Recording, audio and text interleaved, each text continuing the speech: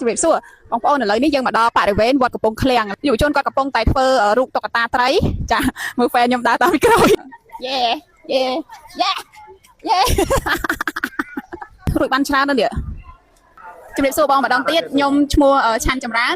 ចាជាកូនរបស់ម្ចាស់ផ្ទះស្នាក់នៅភូមិមុខវត្តចាខ្ញុំឈ្មោះឡុងកសលជាសិល្បករមកពីខេត្តបាត់ដំបងហើយសិល្បករដែលមកពីខេត្តបាត់ដំបងមានចំនួន4នាក់ដើម្បីចូលរួមបុណ្យទលេទឹកសាមថ្ងៃទី26ថ្ងៃទី27មានកូនសិស្សដែលចូលរួមធ្វើកម្រងធ្វើរូបកូនតុក្កតាហ្នឹងចំនួននេះចំនួន40តុក្កតាបាទហើយក្មេងៗចូលរួមមកជួយថែមទៀតពីលើនឹងទៀតអាចលើស40នាក់បាទ40នាក់ហើយ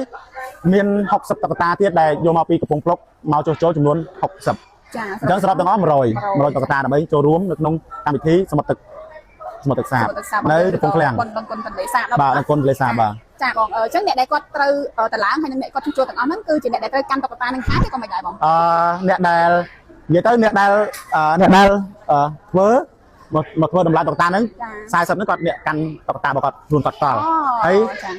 សម្ភារៈដែលតេតងសម្ភារៈដែលធ្វើតម្លៃតុក្កតាហ្នឹងជាមួយនឹងលពាក់ដើមលពាក់យើងដែលគាត់យកមកពី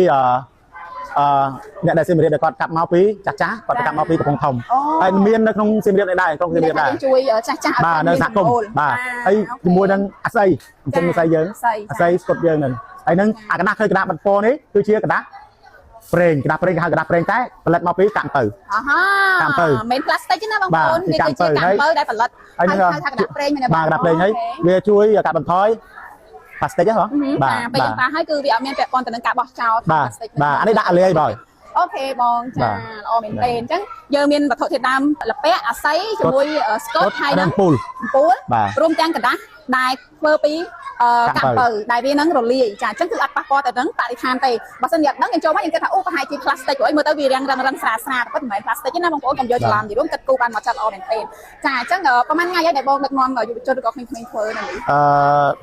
ដែលដឹកនាំក្មេងៗនេះជាថ្ងៃចុងក្រោយហើយចំនួន3ថ្ងៃអញ្ចឹងថ្ងៃទី1ឲ្យគាត់រៀនរំលពាក់ចូលរួមរំលពាក់បន្ទាប់មកយើងថ្ងៃទី1នឹងដែរយើងកឡើងក្រមលពាក់ក្រមពាក់ដូចឆ្អឹងនេះដូចឆ្អឹងទម្រង់នេះចាឆ្អឹងទម្រង់សត្វត្រីហ្នឹងរូបសត្វត្រីហ្នឹងយើងកឡើងហ្នឹងហើយថ្ងៃទី2យើងចាប់ផ្ដើមបិទជាกระดาษរូបរាងกระดาษចេះសិនអានេះបិទរាងกระดาษហើយបន្ទាប់មកបានយើងដូចមកបងយើងបិទថ្ងៃហ្នឹងយើងបិទសកាដូចនេះដូចខ្នោះកំពុងគាត់គួរបិទសកាអញ្ចឹងបាទអញ្ចឹងថ្ងៃនេះជាថ្ងៃប្រហើយចាហើយចានឹងត្រូវបញ្ចប់នៅក្នុងថ្ងៃនេះហើយនឹងសមនៅថ្ងៃនេះសមពេលល្ងាចម៉ោង6ម៉ោង4ពេលល្ងាចបងវ៉ាវអញ្ចឹងថ្ងៃទី20ខែមិថុនាម៉ោង4ពេលរសៀលនឹងមានការសមតុក្កតាយក្សដែលក្រុមធ្វើហើយពីក្រុមបងប្រុសក្រុមតុក្កតាយក្សមកពីខេត្តបាត់ដំបងចាអញ្ចឹងដឹកនាំហើយរួចរាល់ហើយនឹងក្រុមសមនៅរសៀលនេះបងប្អូនកុំភ្លេចចូលរួមទាំងអស់គ្នាយើងមើលមើលថាតើសមិទ្ធផលយើងរយៈពេលមួយថ្ងៃនេះល្អប៉ុណ្ណាដែរហើយយើងនឹងក្រុងទៅរៀបចំធ្វើនៅក្នុងថ្ងៃទី26ពេលល្ងាចចាយើងនឹងហាយកម្មវិធីធំតែម្ដងនៅថ្ងៃនោះអូខេចាអរគុណច្រើនបងប្អូនណាចាអញ្ចឹងខ្ញុំសូមជួបក្មេងៗយុវជននេះគឺជាថ្ងៃទី3ដែលហៅថាថ្ងៃចុងក្រោយដែលគាត់បង្ហើយការរៀបចំតុក្កតាដែលមានជារូបសត្វមានជារូបត្រីហើយនឹងមានភ្លើងមានអីនៅក្នុងហ្នឹងហើយរៀបចំសមនៅពេលល្ងាចនេះតែម្ដងបងប្អូនហើយផ្នែកខាងក្រៅហ្នឹងមានទាំងតុក្កតាដែលថ្មីនិងមានតុក្កតាដែលជួសជុលអញ្ចឹងតាមស្ដាប់បងដែលជាអ្នកគាត់គ្រូដឹកនាំគឺតុក្កតាដែលជួសជុលគឺយកមកពីខាងឃុំកំពង់ភ្លុកដែលបើវាមានចាស់មានអីចឹងជួសជុលវាឡើងវិញហើយដែលខ្វះគឺ